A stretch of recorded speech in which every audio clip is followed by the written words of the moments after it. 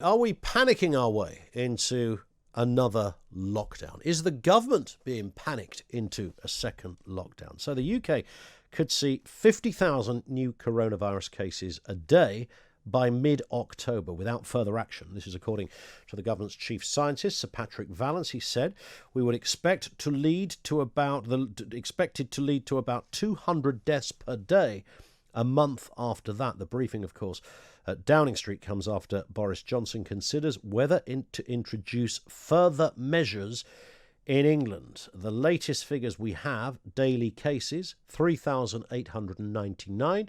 That was from Sunday, and 18 deaths were reported in the UK. It's fascinating what a government press conference does. Well, in fact, it wasn't a government press conference as such. This was Mr. Vallance and Mr. Whitty, no politician in sight, and no questions from the media. Now, you'd kind of assume, and this would certainly be conventional protocol, that Boris Johnson would have had to have whipped out his prime ministerial quill and signed off on those words. He would have been aware of what they were saying.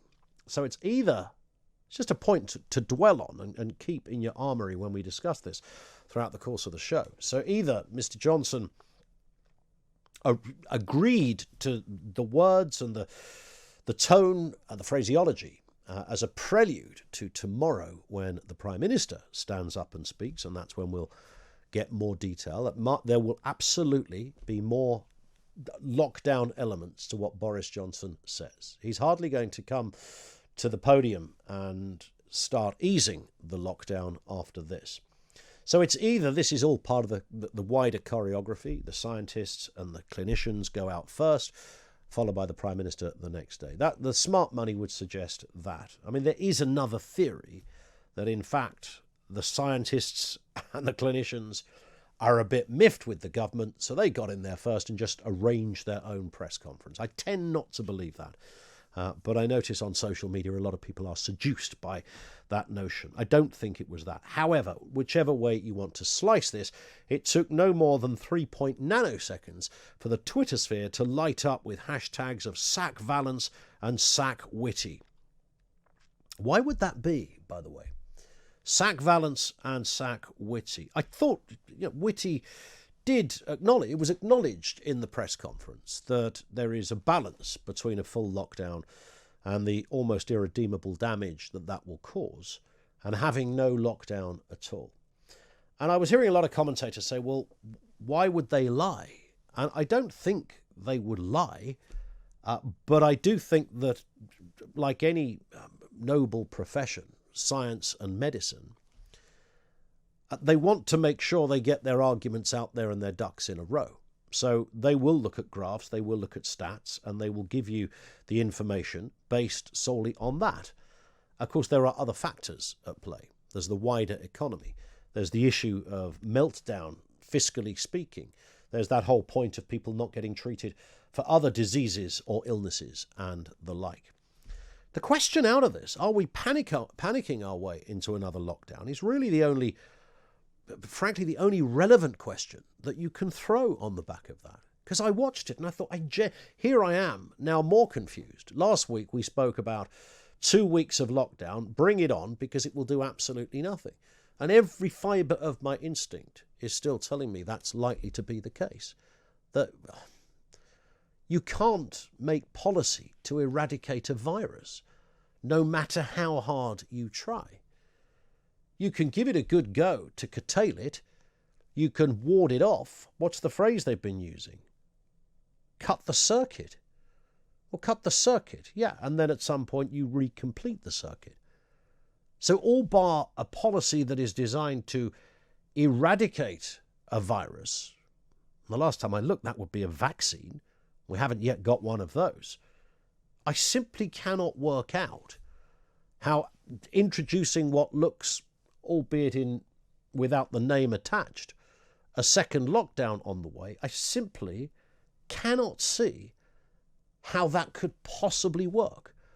There was nothing Chris Whitty or Mr. Vallance said that would convince me that if you locked down for another 2 weeks, or you added extra measures in that amounted to another 2 or 3 week lockdown, that you could eradicate the virus. In fact, I'd go further than that. I've never heard a scientist anywhere on the planet, even when other countries' experts speak out on what they did, suggest that a policy can eradicate the virus.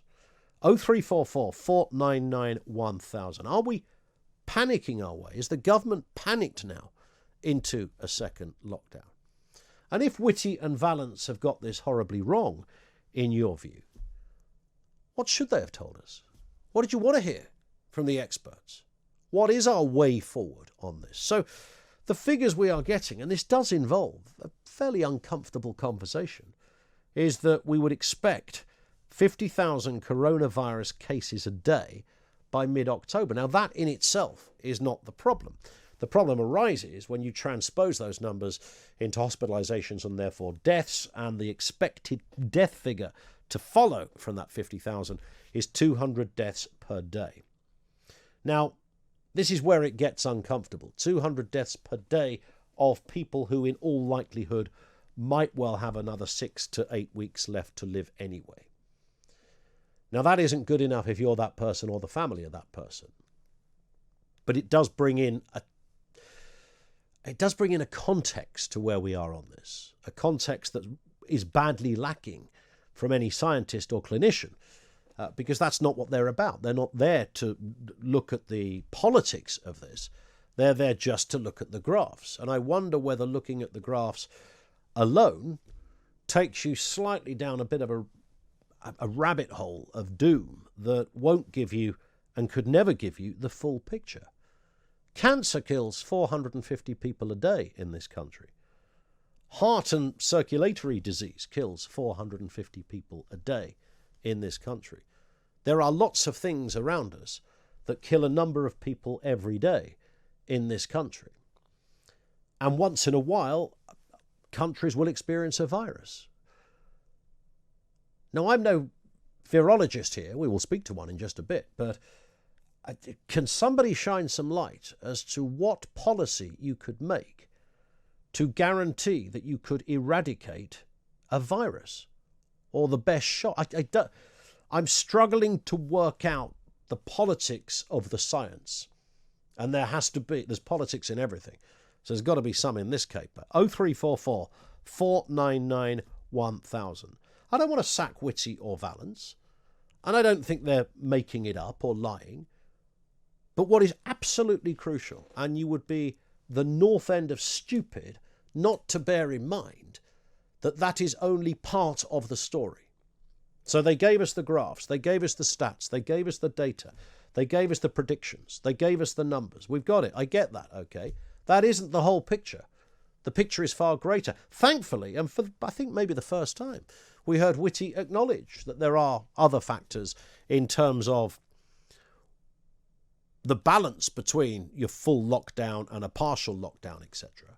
But they're not going to dwell on that. They are a scientist. One's a scientist, one's a clinician. So do you sense from this, because I'm certainly sensing that the government is being panicked into a second lockdown. It's almost as if, and I said it to Mike Graham, we are almost adhering to the loudest voices here. We've talked about this a lot recently, how the loudest voices. So it's almost government by social media, and a government that desires popularity and is looking to tick all of those boxes. You know, Thatcher used to sometimes double check her popularity ratings because she couldn't believe they were that high. She was worried that they shouldn't be like this. You know, I'm doing stuff here that doesn't necessarily on the face of it look good. Why am I still riding high in the polls? And I sense in recent years governments have done the very opposite. They actually want to make sure they tick all those boxes and do the right thing, and scared witless to do anything. So I'm not going to sit here in cavalier style say everything is tickety-boo, no one's going to die. But I am intrigued as the politics behind the two statements we heard from a government scientist and a government clinician in Whitty and in Valence. And is your real sense, which is my real sense, is that we are kind of now, the government are now panicked into a second lockdown. 0344 499 1000. Let me just throw out further to that, what did you want to hear today? What should the government be telling us? Because you don't want one of those 200 people to be your relative, do you? Of course you don't. But what does it mean? Isn't there a greater... I sense there's a bigger context to this. And we can't just run away with two blokes at a podium saying, well, that is it. There's clearly another side to this story. There's clearly the huge amount of people that are not receiving medical help as a result of hospitals still not functioning at full pelt. There's the issue of unemployment, which has been catastrophic as a result of what has happened. There's the issue of a furlough scheme coming to an end shortly. That could be chaos for many more jobs and people's livelihood and basic income. 0344 499 1000. Is the government now being panicked into a second lockdown? Where should they, or what should they be announcing? Johnson's yet to speak. Tomorrow we hear his view, but you know he's going to pile on the regulations here as night follows day. Let's speak in a moment with Sonia Poulton, the journalist and broadcaster who has strong views on where we're heading here. First, Professor Paul Hunter, Professor of Medicine at the University of East Anglia. Paul, afternoon to you, sir. So, having heard Mr. Whitty, Mr. Vallance, I mean, do you broadly concur with what they say? It clearly is a scientific and a clinical perspective as distinct from a political one. What's your overview, though, of what you heard? I mean, I think we didn't really hear anything that wasn't widely known before this morning. They essentially presented the data that has been available on Department of Health and Social Care websites for some time. I think what it was, though, was quite a useful and accurate summary of the situation that we've got at the moment, and some discussion about what might well be happening going forward, particularly if this doubling of cases that we've seen going on, doubling every week, going on for the last couple of weeks, and if that goes on, what the implications of that will be. But other than everybody staying indoors for good, you can't make policy to eradicate a virus. No, I don't think we will ever eradicate it. This virus is going to be around for decades, if not centuries, and our grandchildren's grandchildren are probably also going to be getting COVID-19. What they won't have is the severity of the disease that we're seeing in the first couple of years, particularly in the older population. I think they are, at the moment, one of the big drivers still is to actually try and not allow the NHS to be overwhelmed by cases that we are likely to see otherwise during the move up towards Christmas, and that remains one of the biggest issues. But on the other hand, I don't think anybody is going to be arguing for a complete lockdown that keeps our children out of education for another 6 months, and that would be very damaging to our children's education, and the implications of that will go on for many years and decades to come. So it is a very difficult line that the Chief Medical Officer and the Chief Scientist is trying to steer at the moment. Do you think we're scared? I mean, when I say we, I mean governments, clinicians, scientists are scared to just tell it like it is. You know, every now and again a pandemic will come along and people will die, just as some people get cancer. 450 people die a day of cancer, 450 Indeed. people of heart disease.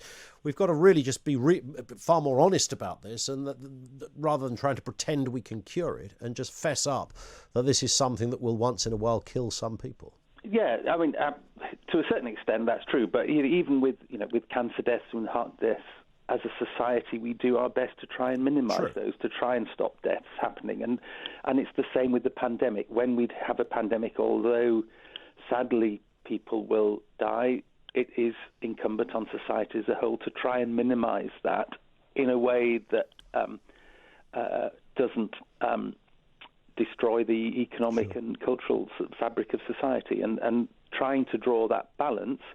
And it is very... people vary, even among science, in how much weight they give to different priorities around going forward, and trying to and come up with something that everybody's happy with will never happen, will never be the case, I think. Okay, Paul, always good to talk. Thank you, Professor Paul Hunter, Professor of Medicine at the University of East Anglia. Let's speak to the broadcaster and journalist Sonia Poulton. Afternoon to you, Sonia. I know you've been quite vocal about what you see as the restrictions on our lives going forward. It looks as if there's another load coming our way. Yes, indeed. I'm actually furious. That briefing this morning left me so angry, Ian. It's like we're back in March and we've not learned anything at all about COVID. And back there, we were driven into panic buying and lockdown by media repeating government line without question. And COVID-19 has been a failure of both government and media. And for example, just after what was said in the meeting today, so now media are now trotting out that we are going to be getting 50k cases a day by mid-October. Where is the basis for this information? I know the gentleman you were just speaking to said a lot of this information is already in the public domain, but the reality is those are our two most senior scientists and medical officer, and actually they are part of the problem. So you don't believe the 50,000 figure? Well, what's the basis of it, Ian? The problem is we've never. They just haven't been straight with us from the get-go. Let me go back a little bit to give you some context to what I'm saying. In March, I became very ill myself, and it's very likely that I was experiencing COVID. I had 2 tests. Both of them were negative over a period of like 3 months. I was really quite sick. But I also started to make a lockdown documentary because I wanted to separate the fact from fiction of what we were being told. And it became evident to me very early on when I was being contacted by funeral directors, doctors, nurses, some of them now suspended by the BMA for speaking out.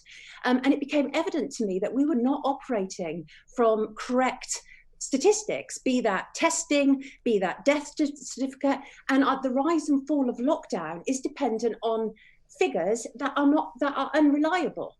And the truth is, the lockdown cure has been deeply damaging, and we have yet to see the full top. But just help me out here. When they say that yesterday the figures were 3,009, just shy of 4,000 people yesterday were confirmed as daily cases. Are you saying that you disbelieve that figure? Because that's obviously that's the figure that Whitty and Valence base it on, and if you follow the pattern, that would double up, and then you get your 50,000 cases. Well, let me give you one example of why their figures are problematic, because the number of cases in London fell from 2,335 for the period September the 4th to the 10th to 1,699 for the following period, the 11th to the 17th. And yet Sadiq Khan wants to lock us down in London when the cases are falling. So it depends who you're listening to. I know what the government scientists say, but even they know that their data is shaky at best. But if there's 50,000, if the 50,000 translates, as they said today, to 200 deaths a day, what do you make of that? Do you dispute that? Yes, absolutely, I dispute it, because didn't you notice how they didn't use Sweden as an example? We're busy looking at other countries that will support their idea of a second lockdown. But what about Sweden? They didn't use that as an example. So what's in it for them? Why would they lie, Sonia? What's the reason for not being truthful? Should put it that way. There's a number of things, I think. I don't always think that it's just outright blatant lies. I think that sometimes they've been caught short and they don't know what to do. This is a failure of leadership. Where's Boris Johnson? Where's Matt Hancock? Why were Whitty and Valence wheeled out to do this? Why wasn't it a proper press conference where we could ask questions? I've witnessed this chaos firsthand, Ian, as I say, in their figures. When I went for testing, for example, they even told me at the testing, the laboratories were in chaos. I submitted FOIs to government. They wouldn't respond. We know that COVID is not a high infectious disease. In fact, it was downgraded 2 days before we went into lockdown. We cannot enter into a second lockdown without a full evaluation of the first lockdown. And it is really troubling how easily we all run along with it. And when you say what's in it for them, right, there will be a number of things that will be in it for them, not least because they've started, so they must finish. But did you notice there were a couple of sort of slip-ups? that Valence made. And at the core of all of this is definitely a drive for a COVID vaccination, of which the government is heavily financially invested. And in fact, 3 days ago, a vaccine consultation ended with the government in which they want to put out unlicensed vaccinations and have anybody be able to administer them. That's the sort of madness that's going on right at this moment in time. And furthermore, what else is in it for them is that we are covering the government's tracks. When you say, Sonia, when you say anyone to administer them, I mean, what, like me? Yes. Well, who knows? That they didn't say. They're talking about... I'm pretty sure I wouldn't be able to give a vaccine, would I, for coronavirus? Well, I sincerely hope not. But what about people in the army, for example? You know, we're not talking just medical staff who may be able to do it. It could well be untrained medical staff. Is this not a bit conspiratorial, Sonia? No, and that's where the problem is, Ian, is that it sounds conspiratorial, doesn't it? But go online, look at the government consultation. It talks about expanding who can give those vaccinations. It talks about but that might be a pragmatic thing, to get as many people with the vaccine as you possibly can. You want to be vaccinated by an unlicensed vaccine by somebody who isn't actually licensed to give it, because I certainly don't.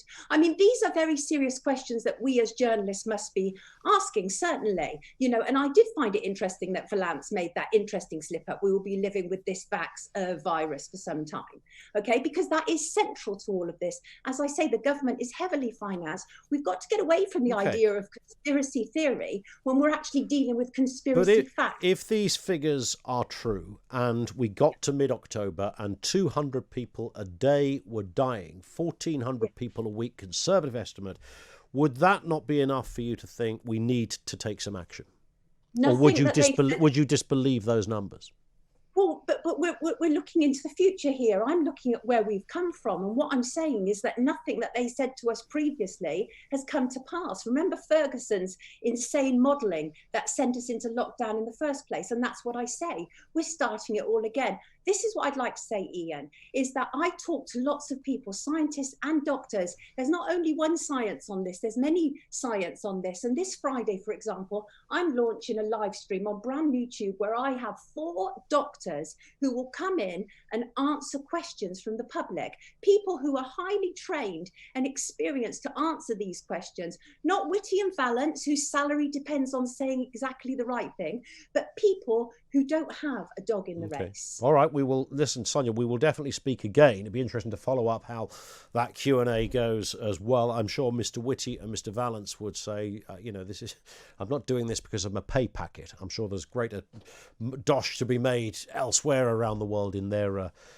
environments. But thank you. That was Sonia Poulton, the journalist who's been investigating this from day one. Not happy with what she sees. What do you make of both of the voices you just heard? 0344 499 1000. The government's plans, by the way, to train up an army of health professionals to be ready to give the vaccine if and when one is shown to work, that she mentioned. This could include pharmacists who already deliver flu vaccines, midwives and physiotherapists. It won't be Bob, the pub landlord. I think we can guarantee that much. We'll take your calls on this shortly. Do you sense the government being panicked into a second lockdown here? 0344 499 1000.